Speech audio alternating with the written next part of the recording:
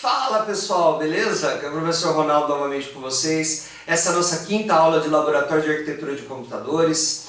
Nessa aula eu vou explicar para vocês sobre displays de 7 segmentos e sobre alguns detalhes técnicos aí para você não quebrar muito a cabeça com esse tipo de display, ok? Ele é muito importante para você fazer a arquitetura de testes do Neander, tá? Que nós vamos discutir nessa aula também. Então vamos à aula. Então vamos começar aqui nossa quinta aula de Laboratório de Arquitetura de Computadores, falando aí sobre os principais subcircuitos de um microprocessador. Nessa parte nós vamos continuar a falar de circuitos combinatoriais, essa é a parte 3, né, que fala sobre circuitos combinatoriais. Mas antes eu gostaria de falar para vocês um pouco sobre aquilo que eu chamo de arquitetura de testes, né? Nós temos aqui o processador Neander, né? Aqui nós temos o Neander. E como é que nós vamos fazer para testar o Neander, né? Como é que nós vamos fazer o teste do Neander? Então eu tenho inicialmente aqui um demultiplexador, né? E as seleções desse multiplexador eu vou ligar nas chavinhas da minha placa, ok? O multiplexador vai ser um multiplexador 8x8. Ele vai ter 8 entradas de 8 bits. E a saída, evidentemente, vai ter 8 bits, né? Uma saída de 8 bits ela é constituída por 2 nibbles, né? Ou seja, 2 números de 4 bits, né? Duas porções aí de 4 bits.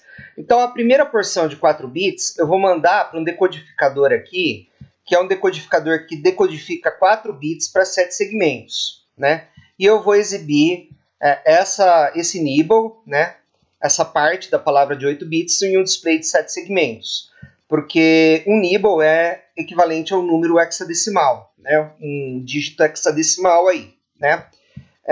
De 0 até F, né? 0 seria 0 e F seria 15, né? E a segunda porção aqui, né, que vocês podem ver aqui que a linha é mais fina, né?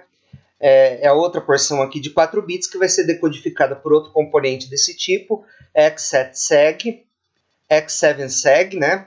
Então ele vai converter um número de 4 bits aqui, né?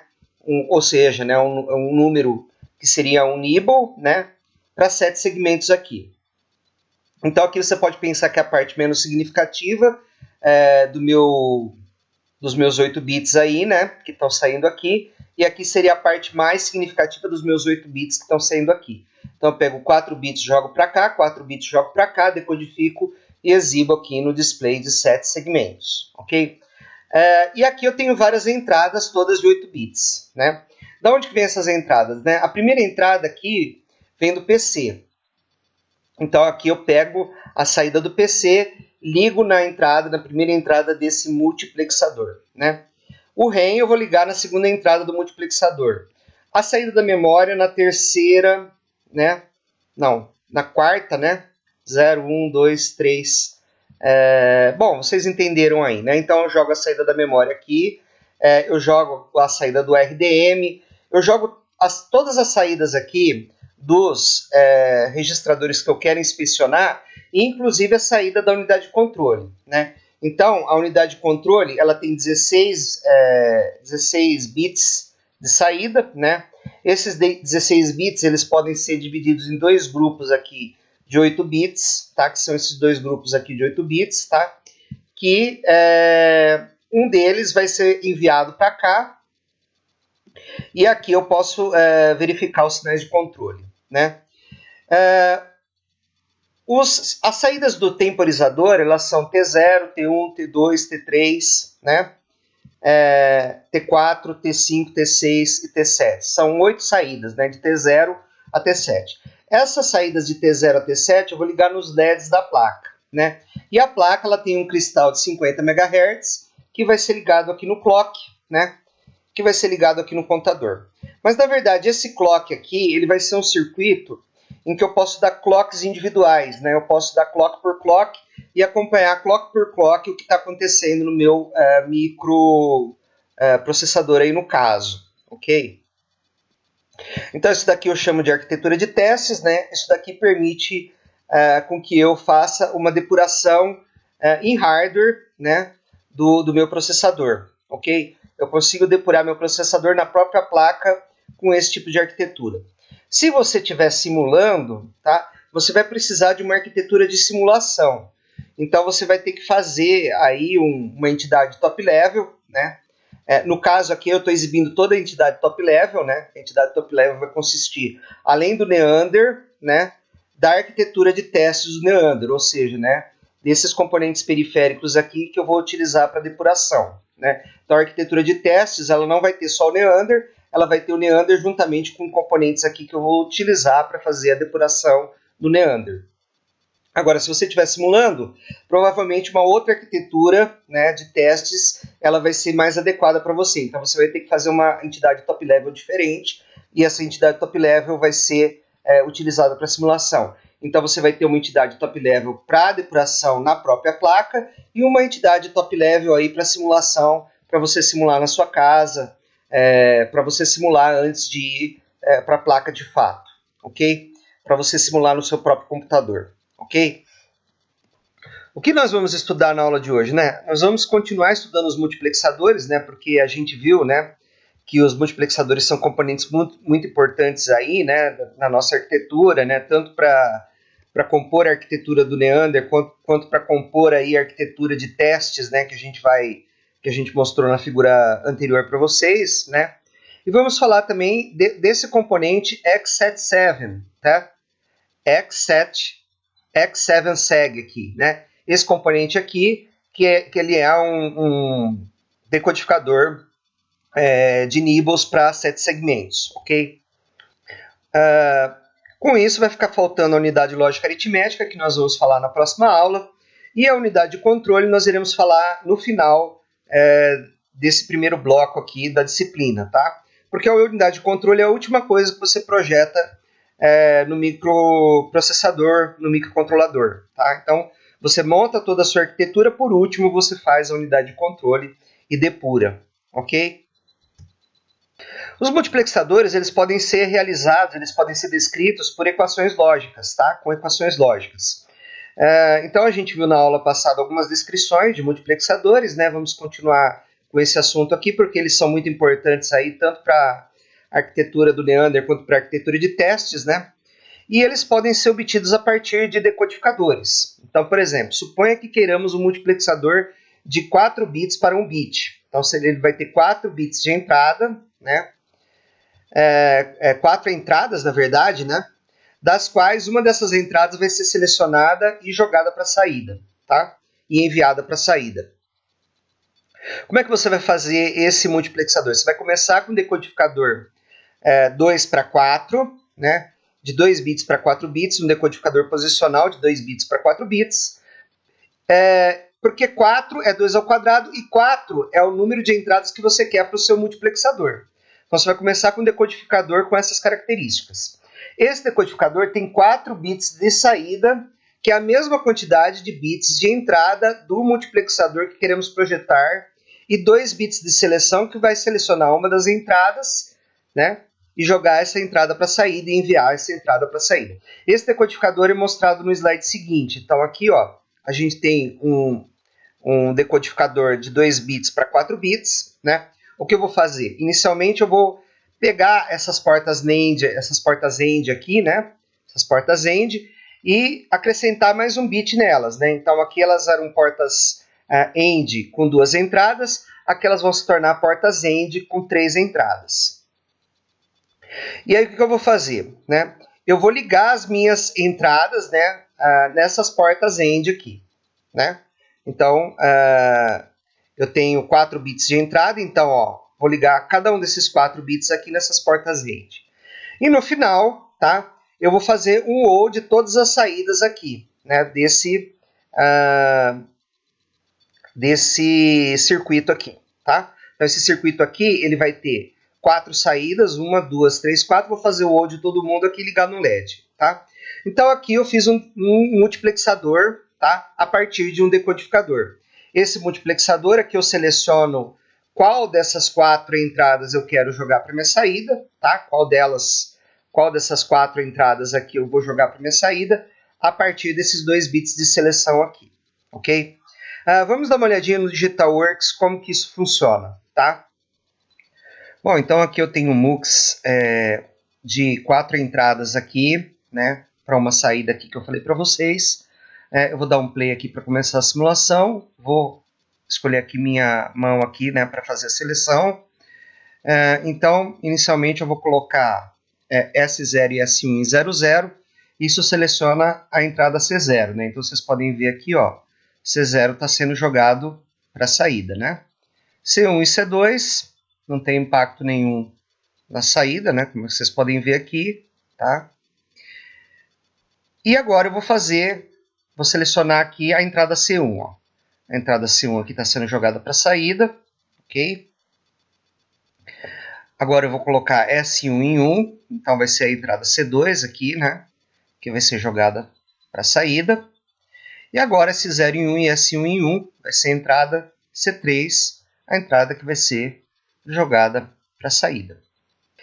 Se nós quisermos que esse circuito com duas seleções aqui para selecionar 4 entradas, mas queremos que essas 4 entradas, por exemplo, sejam de 4 bits, nós temos que fazer 4 cópias desse circuito, ok, pessoal?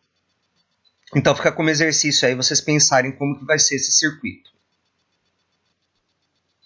Bom, então visto aí como isso daí funciona, nós temos as equações lógicas aqui, né? Porque isso daqui é um circuito combinatorial, né? Combinacional, e a partir desse circuito nós conseguimos obter equações lógicas aqui, ok? Então, a saída Z, né? É NOT S1 e NOT S0 e C0, né? Então, ó, NOT S1, S1 negado, né? Entra aqui nesse AND, tá? NOT S0 entra aqui nesse AND e C0, né? Tá entrando aqui nesse AND aqui. Então, essa daqui uma das saídas do meu circuito que eu vou ligar na porta-OR aqui, né? Então, vou fazer um OR dessa saída aqui com essa saída aqui, que é essa daqui, com essa daqui, que é essa daqui, tá? E com essa saída aqui, que é essa saída aqui, certo? Se eu for descrever isso aqui em VHDL, tá? Eu vou ter um componente que ele vai ter um vetor de entrada que eu vou chamar de C, que é um vetor de 4 bits. Ele vai ter um vetor S, que é um vetor de seleção de 2 bits, e uma saída Z aqui de 1 bit, tá? E esse vai ser um multiplexador de 4 entradas de 1 bit, 4 entradas de 1 bit, tá? A saída sempre tem o mesmo número de bits da entrada, tá? Então, se sua entrada tem 1 bit, se cada uma das suas entradas tem 1 bit, a sua saída tem 1 bit também, ok? Bom, então como é que nós implementamos em VHDL, né? Simplesmente nós vamos escrever essas equações aqui em VHDL, ok? De uma maneira que a gente já explicou aí nas primeiras aulas, tá certo? Uma outra forma de fazer, tá? Seria você fazer com case, né? Então você tem aqui a lista de sensibilidade do processo, que consiste de C, né? Que é um bit vector aqui de 4 entradas, tá? O S, que é um bit de seleção, e um Z, tá? Que é um bit de saída. Z é um único bit, tá? Então a lista de sensibilidade do processo tem C, que são 4 bits de entrada, né? De 3 até 0 aqui, 3 down to 0, tá?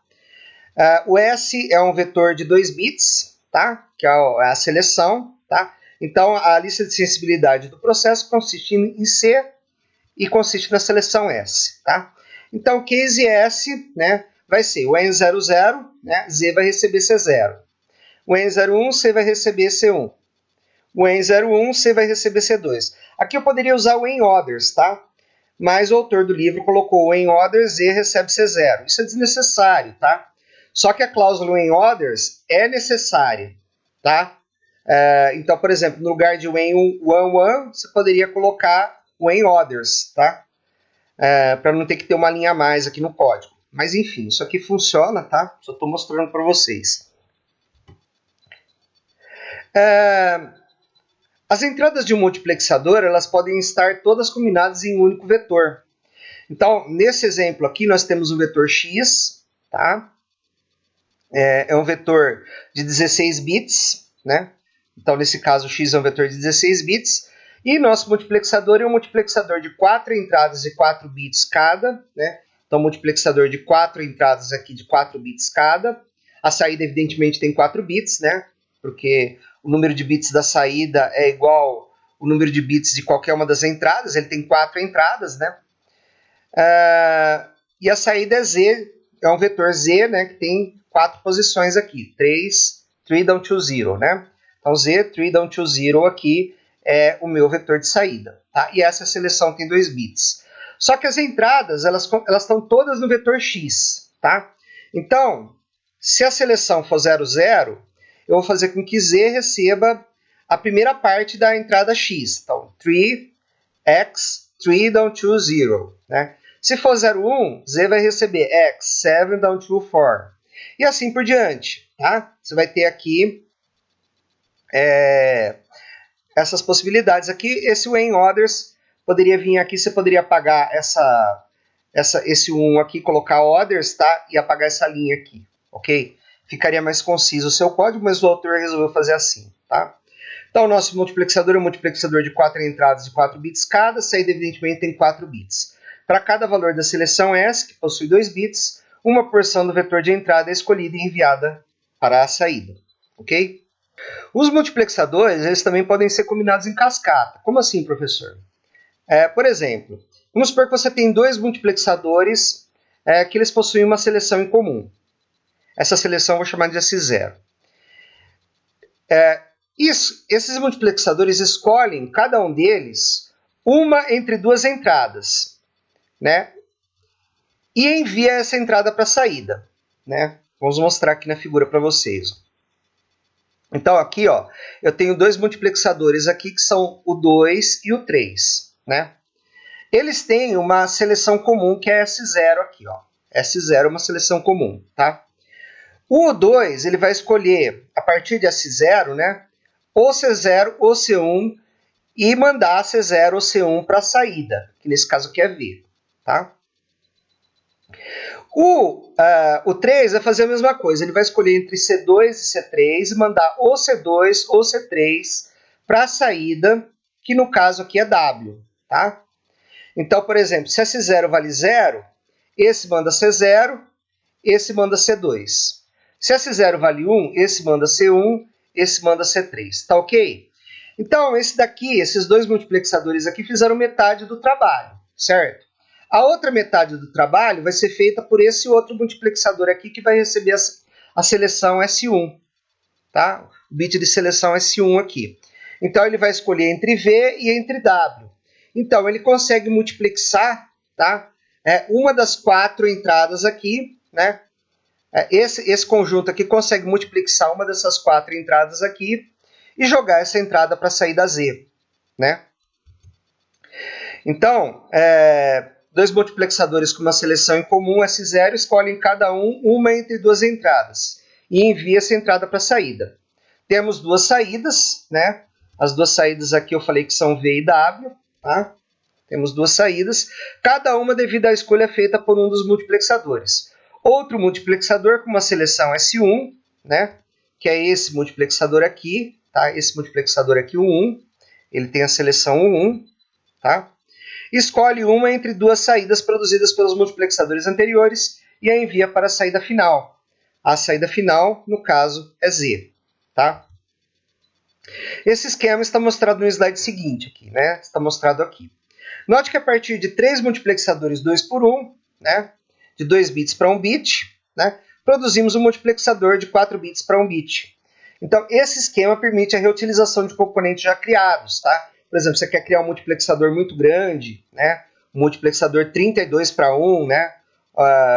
Então você pode utilizar 2 multiplexadores, por exemplo, de 16 para 1, né? E mais um outro multiplexador aí, ok? Então você pode usar a sua criatividade aí para o seu código VHDL não ficar muito grande e não ficar muito difícil de mapear aí para o FPGA, tá? Então, aqui nós temos o VHDL desse exemplo, tá? Então, aqui a gente tem a nossa entidade, né? MUX41, né? Ele tem o C, né? Que é um vetor de bits, 3 down to 0, tá? São as minhas 4 entradas aqui, né? O S é minha seleção, o vetor de 2 bits aqui, e o Z é um bit de saída, né? Então, como é que vai ficar aqui? Então, esse multiplexador de 4 bits para 1 bit, ele vai usar o componente MUX to 1, tá? Que tem essa porta aqui, né? Os nomes aqui eles são iguais, tá? Aos nomes que eu dei quando eu criei o MUX to 1, tá? E vai usar 2 sinais aqui, né? Vai usar o sinal V, tá? E vai utilizar o sinal W, que são sinais aqui que são saída dos multiplexadores o 2 e o 3, tá? Esses sinais eles são necessários, porque você vai interligar componentes dentro da arquitetura, tá? Então eles são extremamente necessários aí, estritamente necessários, tá? Então aqui a gente tem os ports maps, tá? A gente vai ter 3 ports maps aí, né? Um para cada multiplexador, um para o multiplexador 1, um para o multiplexador 2, um para o multiplexador 3. Todos eles são do tipo MUX to 1, tá? Então, eu aconselho você a olhar esse circuito aqui e fazer os ports maps aí como exercícios, tá? Então, pausa o vídeo aí, olha aqui a solução e tenta fazer, faz e depois olha a solução aqui para ver se você entendeu, ok? Bom, vamos falar agora do principal assunto da aula de hoje, né, que são os decodificadores de 4 bits para 7 segmentos. Como que são esses decodificadores? São decodificadores de 4 bits formam um nibble, tá? Uma palavra de 4 bits é chamada de nibble, tá? E esses displays aqui, eles têm 7 LEDs, né? Então você vai decodificar esses 4 bits para 7 LEDs, né? E eles estão arranjados de forma a formar uma letra hexadecimal, né? Então aqui, ó, 000, né? Vai ser 0, né? 001 vai formar 1. 010 vai formar 2, né? 001 vai formar 3, e assim por diante, né? Aqui a gente tem o A, aqui a gente tem o B, veja que o B é minúsculo. Aqui a gente tem o C, o D é minúsculo, tá? Porque senão ele se confundiria com o 0, né? O E e o F, ok? Bom, então esses 7 LEDs são nomeados A, B, C, D, E, F, G, né? E há também no display um ponto decimal, né, que não está mostrado aqui na figura, ok? Então, como é que esses segmentos, que são LEDs, né, do display de 7 segmentos, eles são nomeados, né?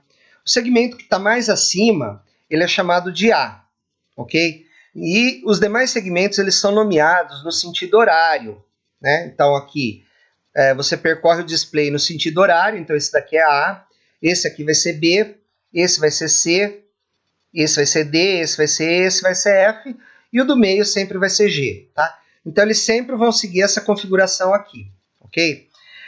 Existem no mercado 2 tipos de modelo de display, tá? O modelo de display de anodo comum e o modelo de display de catodo comum. No modelo de anodo comum, tá? Os anodos de todos os LEDs, eles estão ligados em um único pino do display, ok? Então você tem um único pino de display que está ligado em todos os anodos de todos os LEDs, porque os segmentos são LEDs, tá? Professor, como é que eu sei que anodo é a setinha, né? Como é que eu lembro que anodo é a setinha? Ora, anodo começa com A, tá? E o A, ele se parece com uma setinha, tá? Como você pode ver aqui. Então agora você nunca mais esquece que a setinha, né, é o anodo, ok? Então aqui nós temos todos os anodos aqui ligados entre si, tá? E externamente ao display eles podem estar ligados, tá? Diretamente na tensão de 3.3 volts, ou eles podem estar ligados, por exemplo, no emissor de um transistor do tipo NPN, tá? Então, eu vou falar sobre transistores daqui a pouco, né? Mas eles podem estar ligados não diretamente em 3.3 volts, eles podem estar ligados no emissor de um transistor NPN, por exemplo, tá? Aqui, né, nós temos um display de catodo comum. Então, todos os catodos aqui, eles estão ligados em um mesmo pino do display, tá? Externamente ao display, esse pino ele pode ser ligado ou diretamente no terra ou em um elemento aí, tá? Pode ser, por exemplo, o coletor de um transistor do tipo NPN, ok? Poderia ser ligado no coletor de um transistor do tipo NPN, ok? Mas você tem essa opção de ligar no terra ou ligar em algum elemento aí que vai ser controlado pelo seu FPGA, ok? Para acionar um display de anodo comum, os catodos de A até G precisam ser colocados em nível lógico baixo, né? Então, o nível lógico baixo é 0 volts ou terra, né? Aqui os diodos eles seguem o sentido convencional da corrente, né? Os LEDs são diodos, né? Então, os segmentos aqui são diodos, tá? Então, eles vão seguir o sentido convencional da corrente. Então, a corrente ela sempre flui do polo positivo para o polo negativo, né? Então, por exemplo, se você colocar A no terra aqui, né? Vai passar uma corrente por aqui, né? E vai acender o LED, ok? Então, a diferença de potencial, se você colocar A em 0 volts, né? 0 volts é o zero lógico, né? Então, vai passar uma corrente aqui do maior potencial para o menor potencial aqui e vai acender o LED, né? Ok? A intensidade dessa corrente vai depender do valor do resistor que você coloca aqui, tá? Agora, por exemplo, se você colocar o A em 3.3 volts, né? Não vai ter diferença de potencial, porque 3.3 volts menos 3.3 volts dá zero. Então, a diferença de potencial é zero, né? Se a diferença de potencial é zero, não passa a corrente, tá? E como o brilho do LED é proporcional à corrente que passa por ele, se a corrente é zero, evidentemente o LED não acende, tá? Então, se você colocar A valendo 3.3 volts, se você colocar A em 1, tá? O LED vai ficar apagado. Isso na configuração de anodo comum, né? Então, para acionar um display de anodo comum, os catodos de A até G, né? Então, aqui são catodos, né? A até G são catodos, tá? Precisam ser colocados em nível lógico baixo, precisam ser aterrados, tá? Precisam ser colocados em 0 para serem acesos. Se for colocado nível lógico alto, se for colocado 1 aqui, eles permanecem apagados, tá? Agora, se for display de catodo comum, a lógica tem que ser invertida, né?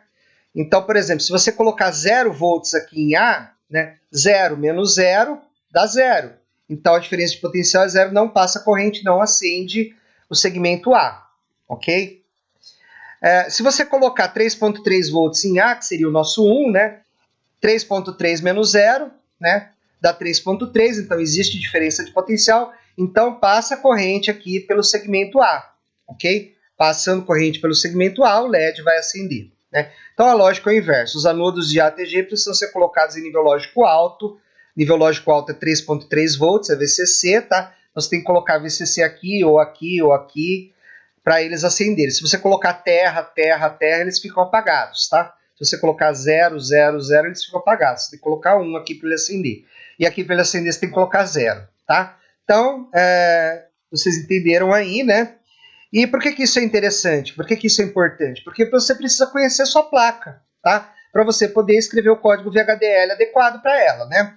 Então, por exemplo, se sua placa ela tem displays de anodo comum, né? Você sabe como é que você tem que proceder. Se ela for catodo comum também, tá? Então você tem que conhecer o tipo de display que sua placa FPGA aí, ou que seu circuito FPGA aí está utilizando, ok? Bom, então aqui, né, nós temos a entrada aqui que é o nibble, né?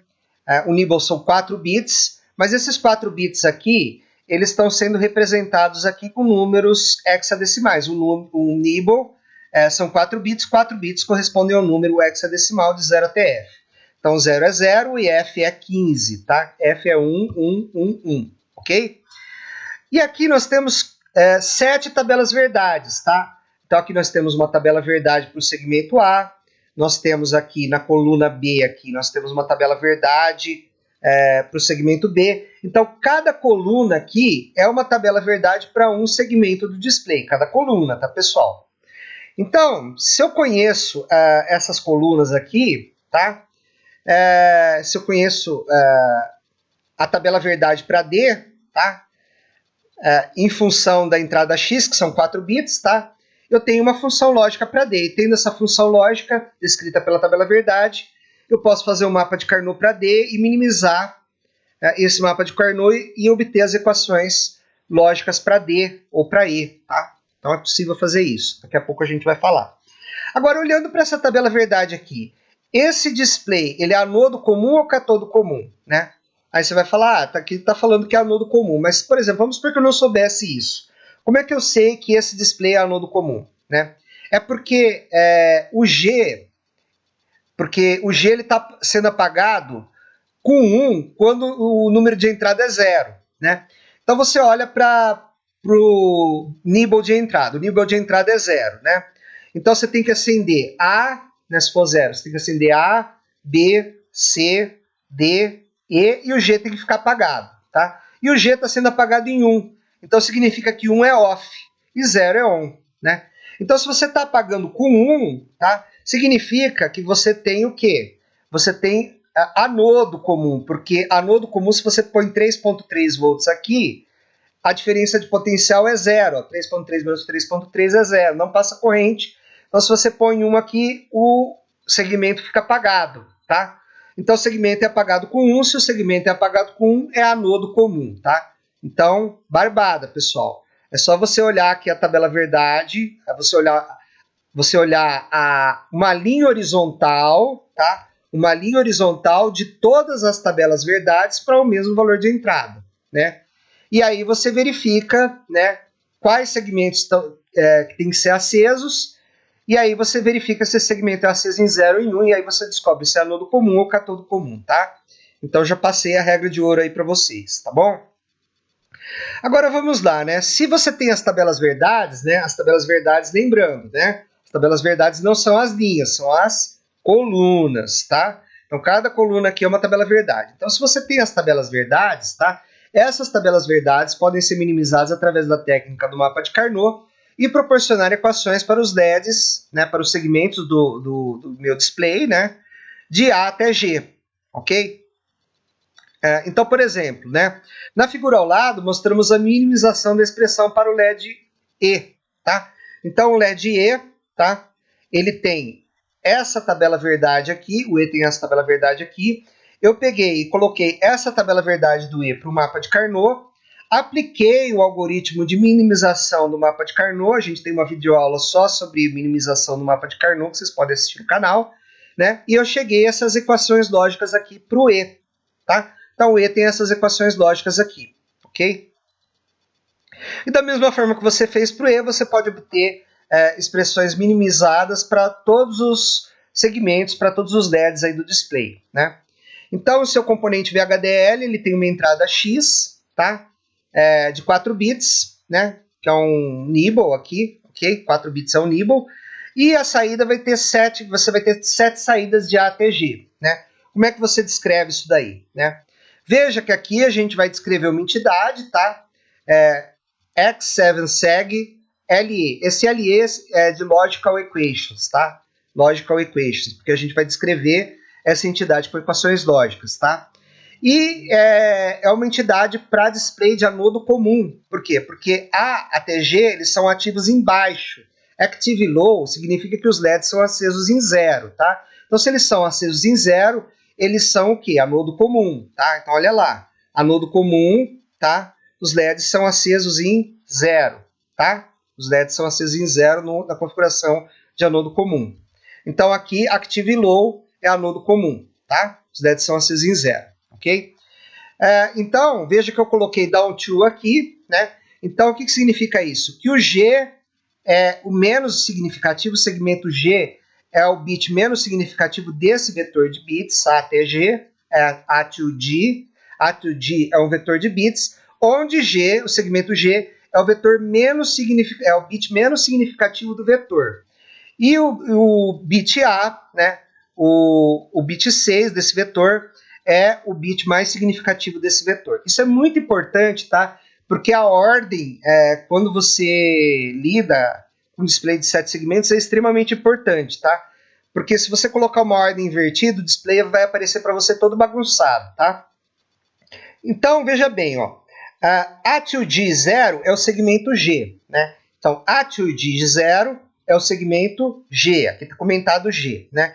E ele tem essas equações lógicas aqui, que eu já ensinei para vocês como é que vocês escrevem aí numa das primeiras aulas aí, tá? Aí você tem o A to G1, que é o segmento F, tá? O segmento F vai ter essas equações lógicas aqui, e assim também para os demais até o segmento A, tá? O segmento A é o A2G6, tá? A2G6 aqui, ok?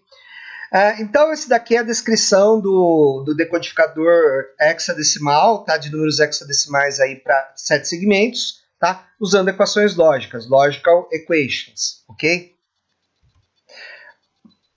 Mas não importa, tá? Se esses decodificadores eles são codificados com equações lógicas ou com o comando case. Todos eles podem ter a mesma interface. Então, por exemplo, é uma boa prática, tá? Você colocar o nome da sua entidade, se ela faz a mesma coisa, você dá o mesmo nome, né? Embora a arquitetura seja diferente, você possa dar um outro nome para a arquitetura, tá? Então, por exemplo, se você fizer com case ou se você fizer com equações lógicas, né? Você pode trocar o arquivo depois, tá? E usar aquele que for melhor para você. Por exemplo, se o seu projeto não cabe no FPGA, porque você fez o X7seg com case, tá? Como é o caso aqui, tá? Você pode trocar esse X7seg por um X7seg com equações lógicas para economizar espaço do seu FPGA, tá? Aqui nessa descrição a gente tem esse X aqui na frente da string, tá? Esse X na frente da string aqui de bits, de números aqui, né? Podem ser bits ou números, né? Significa que esse número que está entre aspas duplas aqui é o número hexadecimal. Então esse X vem de hexadecimal, tá? Se você coloca ele na frente da string, significa que sua string é uma string de números, de dígitos hexadecimais aí, ok? Então aqui a gente tem o dígito hexadecimal 0 até o dígito hexadecimal e o dígito hexadecimal F é coberto pela cláusula others, tá? Então veja, né, que o segmento G é o menos significativo, é o que vai ter que ficar apagado, então eu coloco ele em 1 aqui. Quando é o número 1, esses dois aqui, eles têm que ficar apagados, né? Que são, aqui é o A, aqui é o B e o C, então o B e o C tem que acender, eu coloco eles em 0 aqui, né?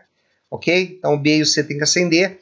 Então observe que esse arquivo serve para configuração a nodo comum, pois os segmentos do display acendem em 0. Caso a configuração do display seja catodo comum, esses valores devem ser todos invertidos, mas inverter, pessoal, somente os valores, tá? Então aqui, ó, se você quer fazer esse arquivo aqui para catodo comum, o que você vai fazer, ó? Você inverte aqui o 0 vai passar a ser 1, então, ó, 1, 1, 1, 1, 1, 1 e 0, tá? Você inverte só os números, não inverte a ordem dos números, tá? Só os números, né? Então, o que é 0 você troca por 1, o que é 1 você troca por 0, mas não mexe na ordem, tá? Caso você troque seu display por um display aí de catodo comum, tá? Por que eu estou insistindo na ordem, tá? Porque a ordem, tá? Ela é muito importante para você fazer o mapeamento para FPGA que a gente vai falar daqui a pouco, tá? Vamos falar um pouco aqui sobre displays de 7 segmentos em placas FPGA, tá? Então aqui eu tenho um esquema da minha placa Nexus 2, tá? Que usa o FPGA do tipo Spartan 3Z aqui da Xilinx, tá? Então a minha placa Nexus 2 usa um FPGA da família Spartan 3Z, tá? Observe o seguinte, esses displays de 7 segmentos aqui, eles são displays de anodo comum, tá? Mas esses anodos, eles não estão ligados diretamente em eles não estão diretamente ligados em VCC. Ao invés disso, esses anodos aqui, eles estão ligados no coletor de um transistor do tipo PNP, tá? Então, esse transistor aqui, ele é um transistor do tipo PNP. Como é que eu sei isso, tá? Eu sei que esse transistor é PNP porque a setinha está entrando aqui na base do transistor. Quando a setinha está saindo, o transistor é NPN. Então, esse daqui é um transistor do tipo PNP, tá? E esse daqui é o emissor desse transistor PNP, tá? Então, veja, né, que aqui o que acontece? Né? Se eu coloco 0 no pino F17, tá? Vai passar uma corrente entre o emissor e a base do transistor PNP. Passando uma corrente entre o emissor e a base do transistor, vai passar também uma corrente entre o emissor e o coletor desse transistor. Então, esse transistor fecha. É como se ele fosse uma chave que fecha, tá? Fechando, eu acendo esse display aqui, tá? Esse display de 7 segmentos. A mesma coisa vai acontecer para os outros aqui, né? Se eu colocar 0 volts aqui, eu fecho esse transistor. Se eu colocar 1 aqui, Se eu colocar 1 no F17, o que acontece?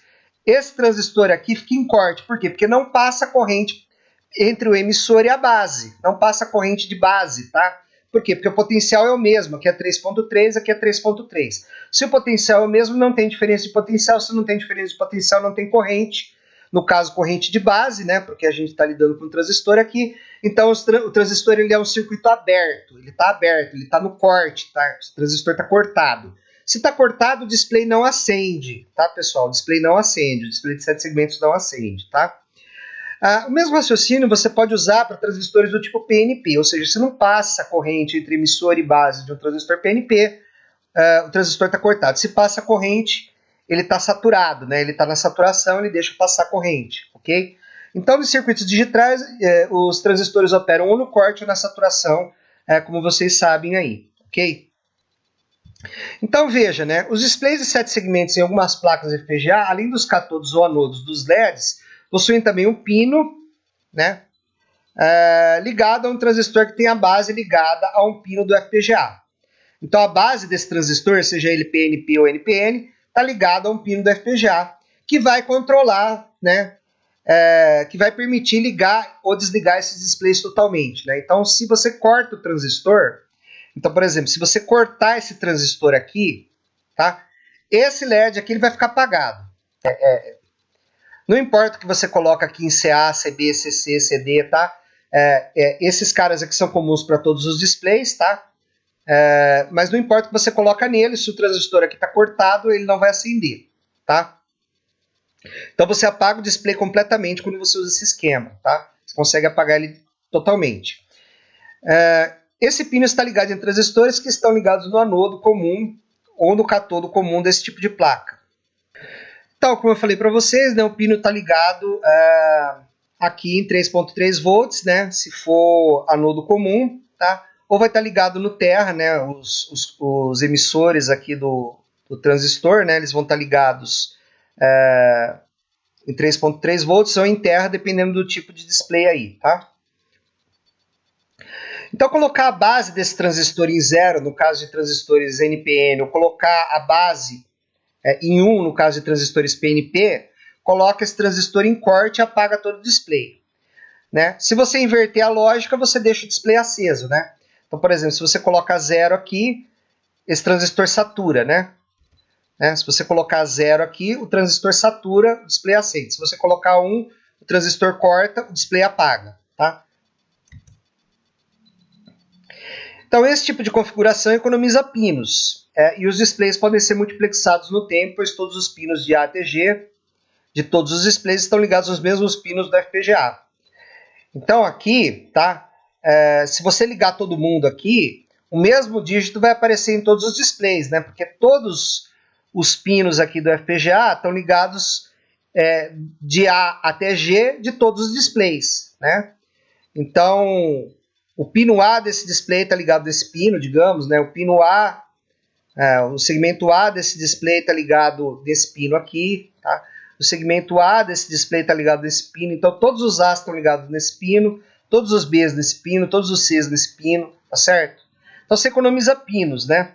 E como é que você acende números individuais? Você controla aqui, você acende esse, mantém os outros apagados. Depois você só acende esse, mantém os outros apagados. Depois você só acende esse, mantém os outros apagados.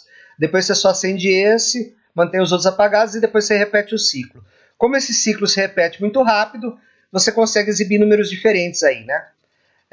O nosso olho não percebe se for muito rápido isso daí, tá? Isso aí se chama de multiplexação, tá? Eu vou falar sobre isso numa aula sobre multiplexação de displays aí, ok? Então, essa técnica de multiplexação permite a você economizar pinos aí do seu FPGA, tá? Se seu FPGA tem poucos pinos, essa técnica, essa forma de ligar, ela é recomendada, tá? Nessa placa aqui da Altera, que é a placa AC4E6E10, né, que eu já mostrei para vocês, tá? Essa placa também usa transistores do tipo PNP aqui, né, para controlar os displays aqui que eles chamam de digital tub, tá? Tubos digitais aqui, né? Então, a gente consegue controlar esses displays aqui, o anodo, né, deles, né, através de transistores aqui do tipo PNP, tá? Então eu vou fazer aqui um código para vocês, vou mostrar aqui um código para vocês, né? De como que a gente vai controlar os displays nessa placa aí, tá? Bom, a primeira coisa que você faz quando você compra uma placa FPGA, né, é normalmente dar uma olhadinha nos exemplos que vem com essa placa, ok? Então essa placa que eu mostrei para vocês veio com alguns exemplos, né? Então, por exemplo, eu tenho aqui esse LED bit aqui, que é um bit individual de controle do display, né? Quando ele é colocado em 0, o display acende, né? Então você já sabe que o display é anodo comum, né? E aí você tem esse LED out aqui, que é um vetor de 8 bits, 7 down to 0, né? Você olha 7 aqui, parece que é 7, mas não, é 8, né? Porque é 7 down to 0 aqui, ok? E aí você observa aqui que quando você testa esse exemplo, né, a placa exibe 1 no display, né? Exibe 1 ali no pino do display que você colocou em 0, certo? No pino correspondente ao display que você quis acender. E aí você observa o seguinte, que para o número 1, né, se você olhar um display de 7 segmentos, para o número 1, os segmentos que tem que ser acesos são segmentos B e C, tá? Então, a gente fez o nosso A to D com A sendo o bit mais significativo da minha string e com o G sendo o bit menos significativo da minha string, né? Mas o que está acontecendo aqui? Ó? Aqui o A é o menos significativo, tá vendo? Ó? Depois vem o B, depois vem o C, depois vem o D. Então você observando isso já te poupa muito tempo. Por quê? Porque você observa o seguinte, né? Que o pin planner aqui ele está configurado de forma invertida, tá? E que esse último 1 aqui é o ponto decimal que ele está apagado, tá? Se você trocar aqui por 0, você vai ver que o ponto decimal acende na sua placa, tá? Então isso é uma informação importante. Aqui são os segmentos de A até G, né? E os segmentos de A até G, né? Então o segmento A, né? Para essa string aqui é o LED out 0, né? LED out 0, né? Então esse aqui seria o A. O LED out 1 seria o B, seria esse aqui, tá? LED out 2 seria o C, né? Ok? Então veja que aqui está 127, né? 127, mas o 127 para a gente vai ser o G. O 126 vai ser o F. O 125 vai ser o E. Então, E, F, G, tá? Então você presta bastante atenção aí, ok? Quando você estiver fazendo esse mapeamento. Outra coisa é que quando você olha na placa e olha no esquema de pinos, né? Você vê o seguinte, né? Que o bit menos significativo aqui, o 8, tá? É o switch 8, ok? Que é o pino 68. Mas o pino 68 a gente quer que seja o menos significativo. Depois do 67, depois do 66, depois do 65. Nós vamos usar 4 pinos aqui. Nós queremos que esses 4 pinos sejam os 4 pinos mais à direita, né? Então o 8 é o menos significativo, depois do 7, depois do 6, depois do 5. Então você tem que colocar daqui para cá, né? De baixo para cima, a ordem que você tem que colocar esses pinos no pin planner, tá? Então aqui a gente observa, né, que aqui os segmentos de A até G são comuns a todos os displays de 7 segmentos, assim como o ponto decimal, certo? Então A to G ele é comum a todos os displays, né? Se você olhar o diagrama da placa, você vai notar isso daí, tá? E o dot point, né, que é o DP, tá? Ele é um pino comum a todos os displays também, ok? E o 1 aqui, ele é um pino do FPGA que vai comandar a base de um transistor do tipo PNP, né, como a gente viu no diagrama anteriormente, né? Então, cada uma dessas bases é um elemento do vetor AN que vai comandar um display aí, que pode inclusive apagar ele completamente se você quiser, tá? Então, inicialmente, tá, você vai deixar todos os dígitos acesos, né? O ponto decimal você vai deixar apagado, tá? Então, observe aqui que colocamos todos os anodos em 0, anodos entre aspas, né? Porque, na verdade, você não está comandando o anodo do display diretamente, você está comandando a base de um transistor PNP, tá? Então, você vai colocar todas as bases desses transistores em 0, ou seja, vai saturar esses transistores para eles conduzirem, né? E isso significa que o mesmo dígito hexadecimal, definido pelas chaves que você vai mexer, será exibido em todos os displays, ok? Então aqui eu fiz o mapeamento dos pinos, né? Então se você tiver uma placa dessas, né, você pode pausar o vídeo aí e anotar esses pinos aqui que eu setei no Pin Planner, tá? E os pinos da switch também eu setei no Pin Planner aqui, como vocês podem ver, seguindo aquela lógica que eu falei para vocês, ok? E eu testei e realmente funcionou, então vamos ver agora o resultado desse meu código aí na minha placa mais simplificada aí da Altera, ok? Bom, pessoal, então como eu já falei para vocês, essa placa aqui ela é uma placa mais simplificada, tá? Ela não tem um circuito de programação nela. Então eu preciso conectar a minha USB Blaster nesse conector aqui JTAG, né? Então aqui nós temos o conector JTAG e aqui nós temos a USB Blaster, tá? Conectada aqui no conector JTAG, ok? Uma outra coisa que é necessária para você programar essa placa, tá? É uma alimentação, ela tem que estar alimentada para você poder programá-la, tá? Assim como a placa D2, né? A placa D2 a gente tem que colocar uma fonte externa de 12 volts, tá? Porque ela exige no mínimo, né? Ela exige no mínimo 9 volts aqui. Essa placa aqui, ela exige, tá? No mínimo aqui, ó, você pode olhar aqui, ó, 5 volts, tá? Então se eu colocar 9 volts ou um pouquinho mais que, sei lá, 6 volts aqui, o regulador de tensão já funciona, tá? Então aqui eu vou colocar, né, essa bateria aqui, que eu fiz uma adaptação nela, ok? Fiz uma adaptação nessa bateria. Ela tem 8.5 volts, tá? Então já é o suficiente para o regulador de tensão me dar 5 volts, né? E eu consegui programar essa placa porque ele exige uma tensão de programação menor. Mas o que acontece, por exemplo, se eu colocar uma bateria dessa na minha placa, por exemplo, D2, né? Dá erro na hora de programar, tá? Porque ela exige uma tensão mínima de 9 volts, tá? O regulador de tensão dela precisa de uma tensão mínima de 9 volts. Então eu tenho que ligar uma fonte de 12 volts para ela conseguir programar, senão ela dá erro, tá? Eu tentei usar essa bateria aqui na minha placa D2, não deu certo, deu erro de programação. E eu descobri isso porque a única coisa diferente que eu estava utilizando era a bateria, tá, pessoal? Então tem essas pegadinhas aí, tá? Então o que eu vou fazer agora? Eu vou ligar essa placa no meu PC, tá? E vou fazer a programação da placa, ok? Bom, então aqui eu já estou com o meu código compilado, tá?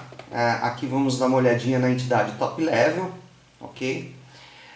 O FPGA é o EP4CE6E22C8, tá? Então eu vou vir aqui no Program Device, tá? Clicar com o botão direito aqui, Open, né?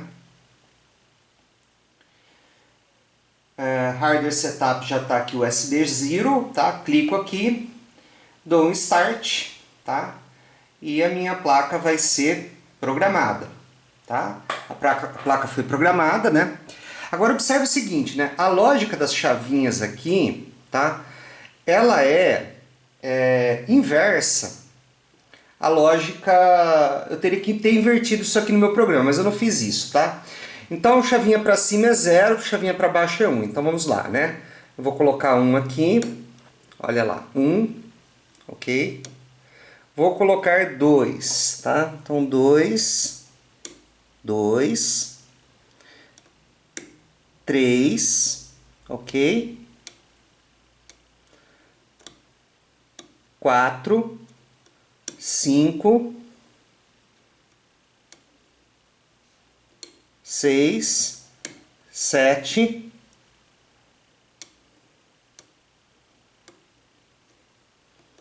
8, 9, A, B, C, ok? D, e finalmente F, ok?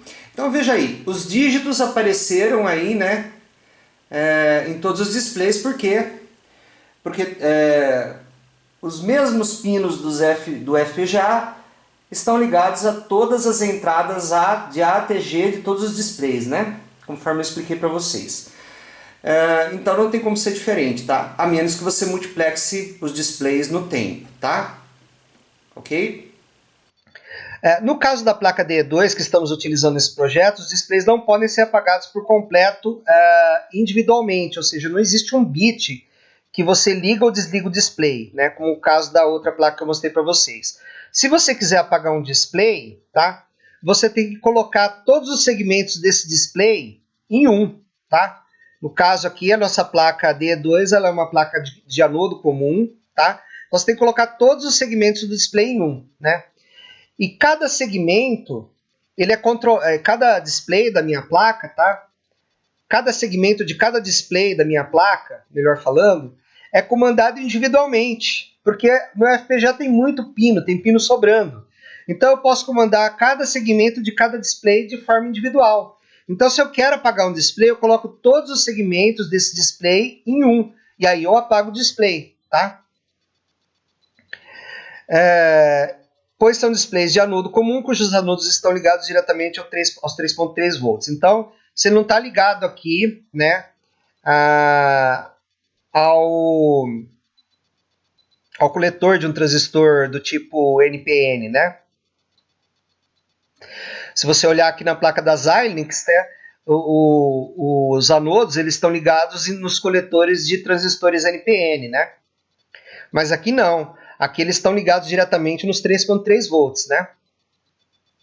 Então os pinos de ATG estão ligados diretamente aos pinos do FPGA, né? Foi o que eu falei para você. Cada segmento de cada display tem um pino para controlar ele, tá? Essa configuração normalmente é utilizada em placas com FPGA de muitos pinos, pois não economiza pinos, né? Vocês podem imaginar realmente que você não tem economia de pino nenhum aí, né? Então, para apagar o display completamente nesse tipo de placa, devemos apagar todos os segmentos individualmente. Para apagar o segmento correspondente, devemos colocá-lo em um, porque é anodo comum, né? Então, aqui, o que a gente vai fazer? Né? A gente vai criar o ATUD0, né, para controlar o display 0. Então, esse ATUD0 vai ser um vetor de 7 elementos. ATUD1 vai controlar o display 1. Né? Vai ser também um vetor aqui de 7 posições. Tá?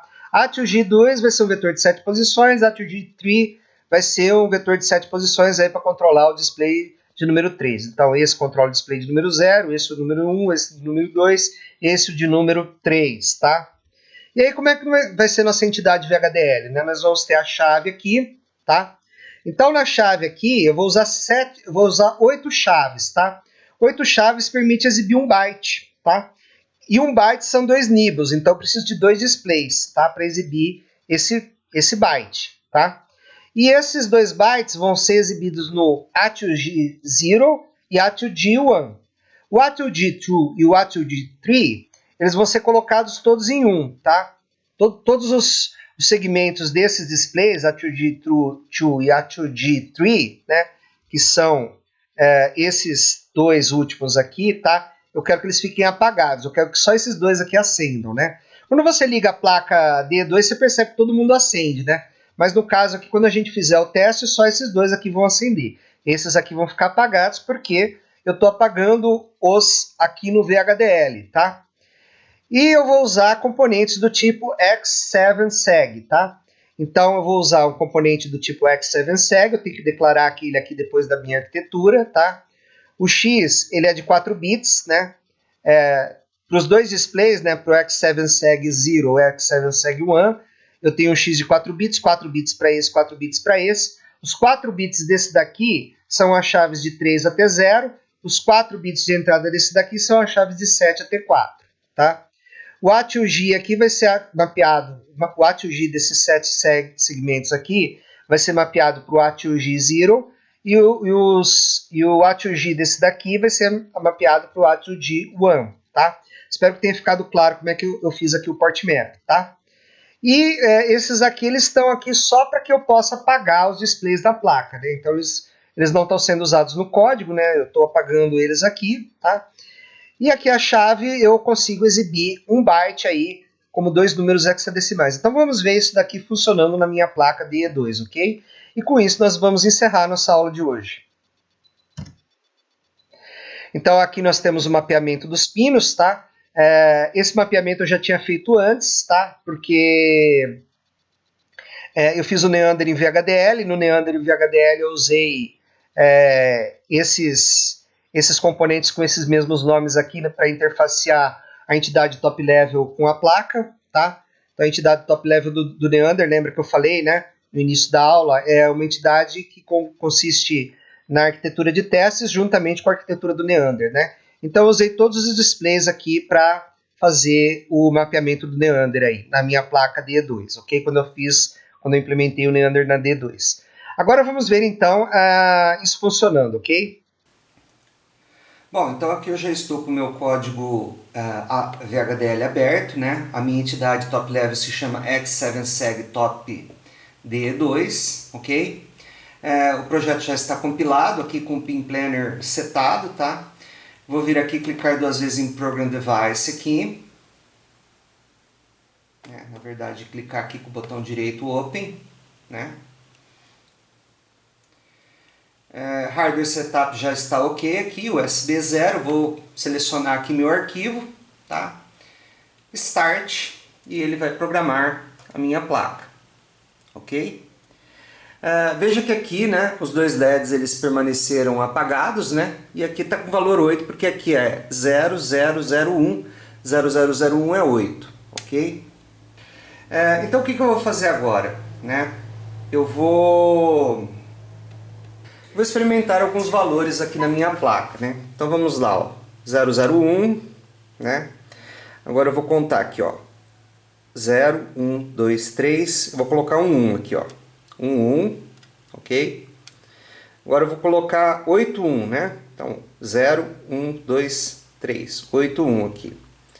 Se eu quiser aqui eu posso colocar um número hexadecimal aqui, por exemplo, C, né? CA, por exemplo, seria 1010 aqui, né? Aqui 2 e aqui A, né? CA, por exemplo. Então veja que os displays eles funcionam de forma individual, né, pessoal? Olha aqui, ó, que legal. Certo? Então essa, pessoal, foi a nossa aula de hoje aí sobre displays de 7 segmentos. Espero que vocês tenham aprendido bastante aí, aprendido as dicas que eu passei para vocês aí. Se tiverem alguma dúvida aí, deixem nos comentários. Até a próxima aula aí e bons estudos!